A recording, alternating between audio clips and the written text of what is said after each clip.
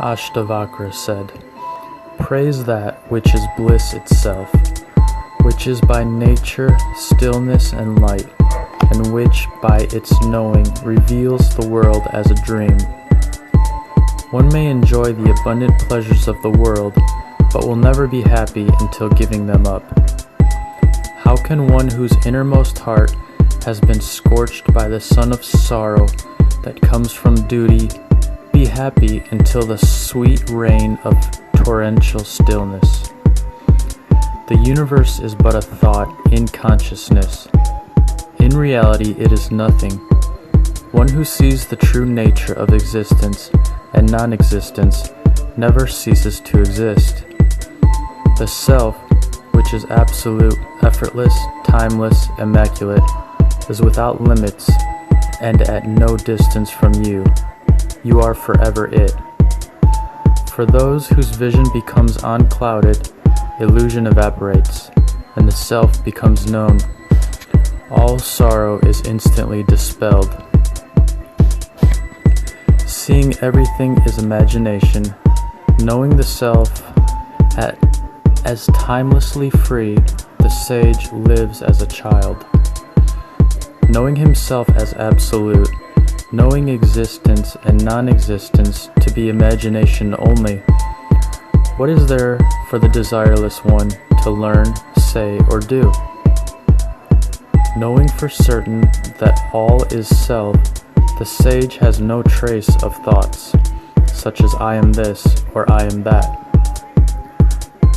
The yogi who finds stillness is neither distracted nor focused. He knows neither pleasure nor pain. Ignorance dispelled, he is free of knowing.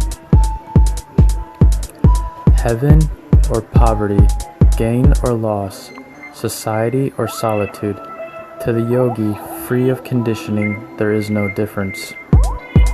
Religious merit, sensory pleasure, worldly prosperity, discrimination between this and that, these have no significance to the yogi free of opposites, such as I do this or this I do not. The yogi who is liberated while living has no duties in this world, no attachments in his heart. His life proceeds without him. For the great soul who abides beyond desire, where is illusion? Where is the universe? Where is meditation on that? Where even is liberation from them? He who sees the world may try to renounce it, but what can the desireless one do? He sees there is nothing to see. He who has seen the Supreme Brahma thinks, I am Brahma, but he who has transcended all thought, what can he think? He knows no other than self. He achieves self-control who sees his own distraction, but the great soul is not distracted. He has nothing to achieve. He has nothing to do. The man of knowledge may live as an ordinary man, but he is not. He sees he is neither focused nor distracted, and finds no fault with himself. He who is beyond existence and non-existence, who is wise, satisfied, free of desire, does nothing, though the world may see him in motion. The wise one is not troubled by action or inactivity. He lives happily, doing whatever gets done.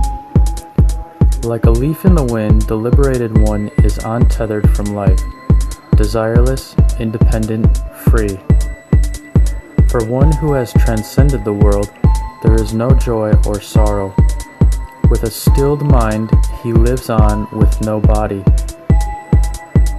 One who knows self, whose mind is serene and spotless, does not desire to give up anything, nor does he miss what is not there.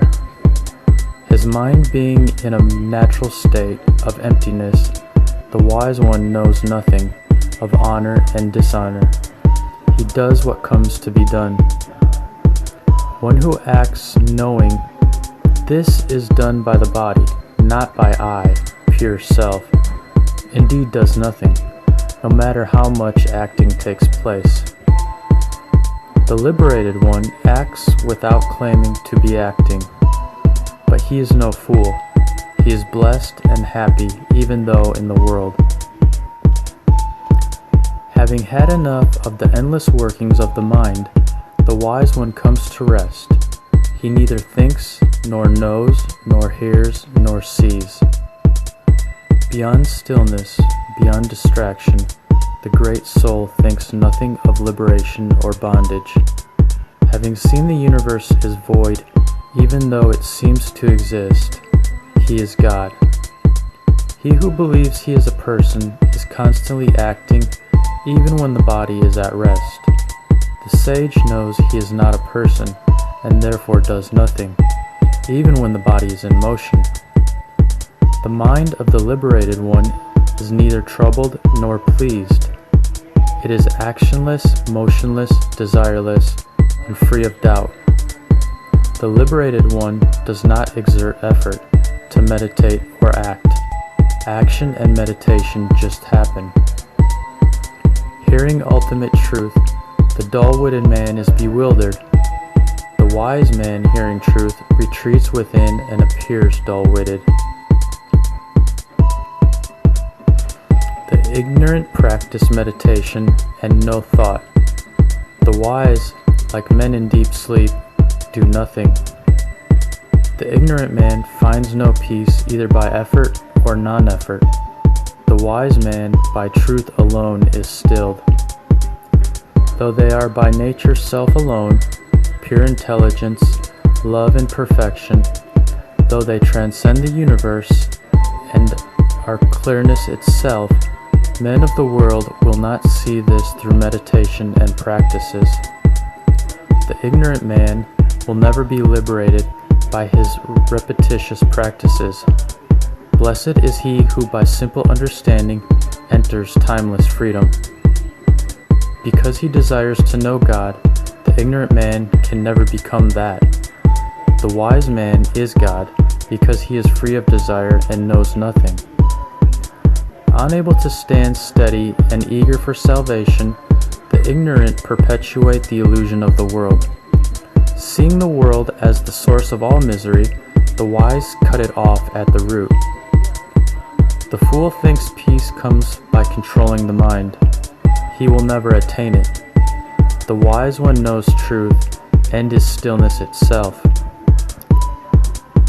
For he who thinks knowledge is things and ideas, how can there be self-knowledge?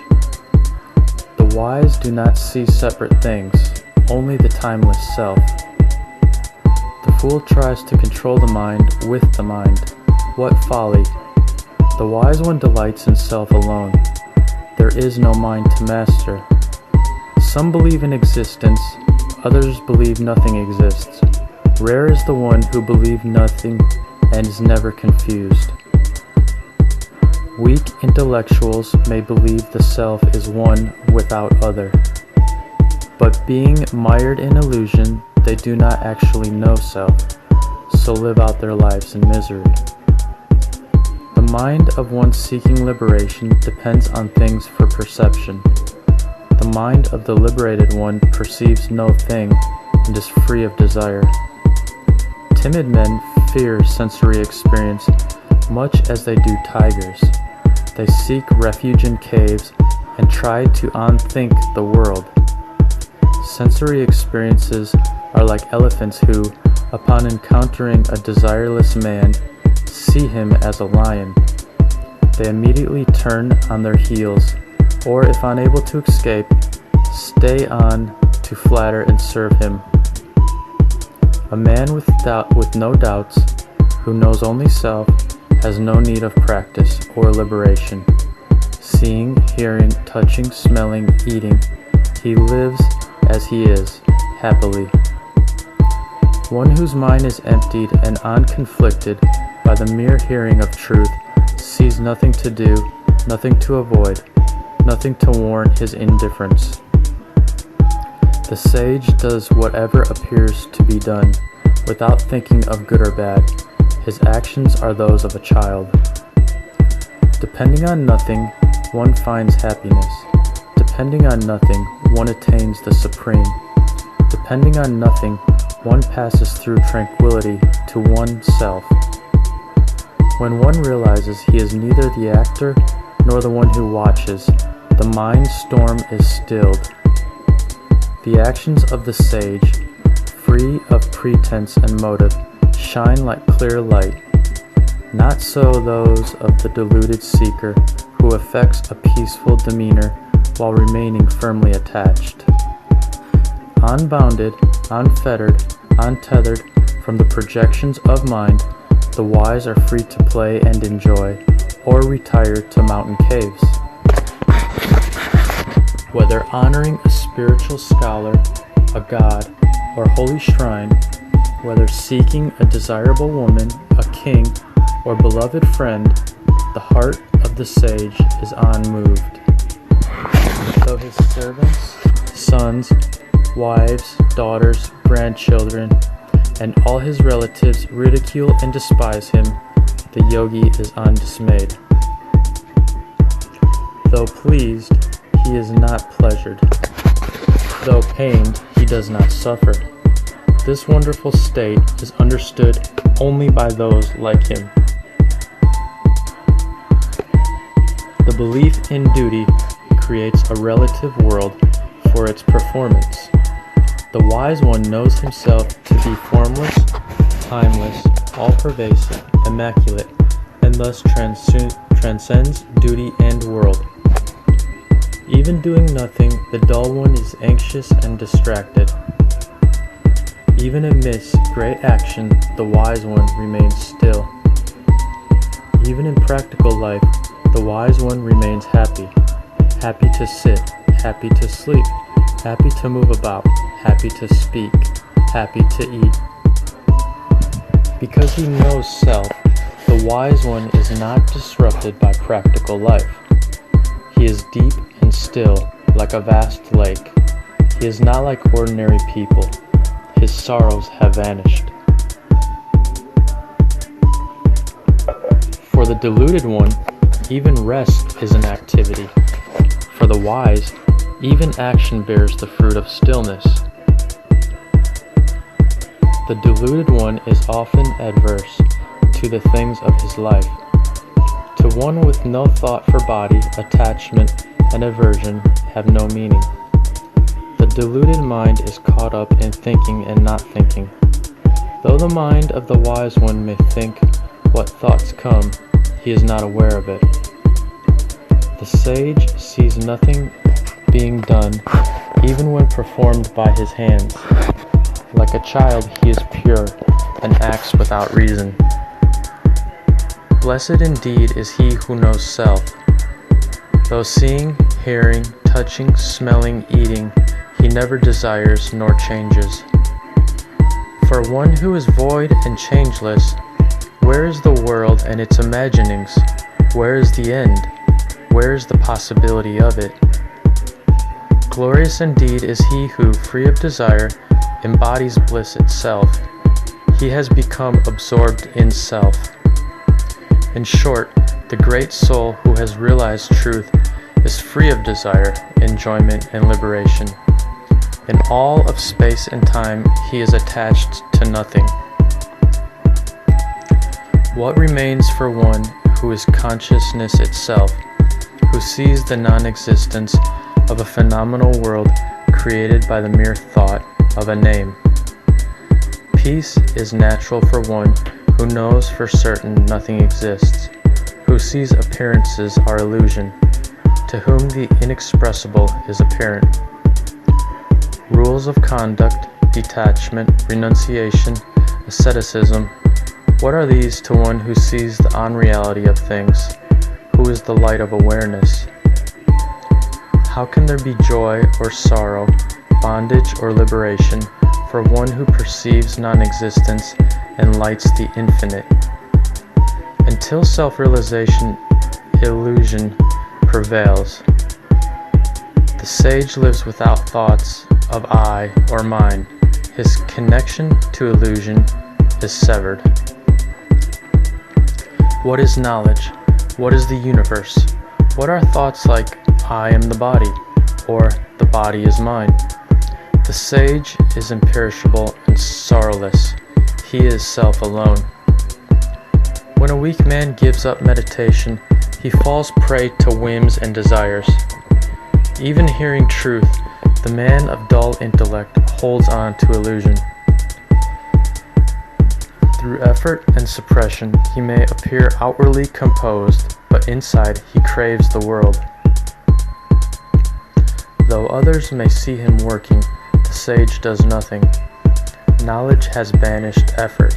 He finds no reason to do or say. The sage is fearless, unassailable, no darkness, no light, nothing to lose, nothing. Patience, discrimination, even fearlessness. What use are these to the yogi? His nature cannot be described. He is not a person. No heaven, no hell, no liberation for the living. In short, consciousness is void. What more can be said? The sage neither yearns for fulfillment nor frets over non-attainment. His mind is cool and brimming with sweetness. Detached from desire, the sage neither praises peace nor blames the wicked. Equally content in happiness and misery, he would not change a thing. The sage neither rejects the world nor desires self. He is free of joy and sorrow. He does not live and cannot die. The wise one lives without hope. He has no attachment to his children, wife, or anyone. Pleasure means nothing to him. His life is glorious. The sage wanders about as he pleases and lives on whatever may come. Contentment ever dwells in his heart, and when the sun sets, he rests where he is. Rooted in being, no thought of being born or reborn, the great soul is indifferent to the death or birth of his body. The wise one stands alone, caring for nothing, bereft of possessions. He goes where he will, unhindered by opposites. His doubts rest asunder. He is truly blessed. The wise one has no sense of mind. To him, earth, stone, and gold are the same. The knots of his heart have unraveled. He knows neither ignorance nor sorrow. He is excellent in every way. The liberated soul has no desire in his heart. He is content and indifferent. He has no equal. Only one free of desire knows nothing of knowing, says nothing needs saying, sees nothing to see. He who is without desire excels, be he beggar or king. He no longer sees good or bad. What is lust or restraint, or the desire for truth, to the yogi who has reached life's goal, and who embodies virtue and sincerity? The inner experience of one who is free of desire and suffering, who is content and reposes in self, how can it be described, and of whom? The wise one's state never varies. Sleeping soundly, he is not asleep. Lying in reverie, he is not dreaming. Eyes open, he is not wakeful. The man of knowledge seems to think, but has no thoughts. He seems to have sense perceptions, but does not experience. He seems to have intelligence, but is empty-minded. He appears to be a person, but is not. The man of knowledge is neither happy nor miserable, neither detached nor attached, neither liberated nor seeking liberation. He is neither this nor that. Even while distracted, the Blessed One is still. In meditation, he does not meditate. In ignorance, he remains clear. Though learned, he knows nothing. The liberated one who abides unconditionally in self, who is free of the concept of action and duty, who is always and everywhere the same, is desireless. He does not worry about what he did or did not do. The wise one is neither pleased by praise nor annoyed by blame. He neither rejoices in life nor fears death.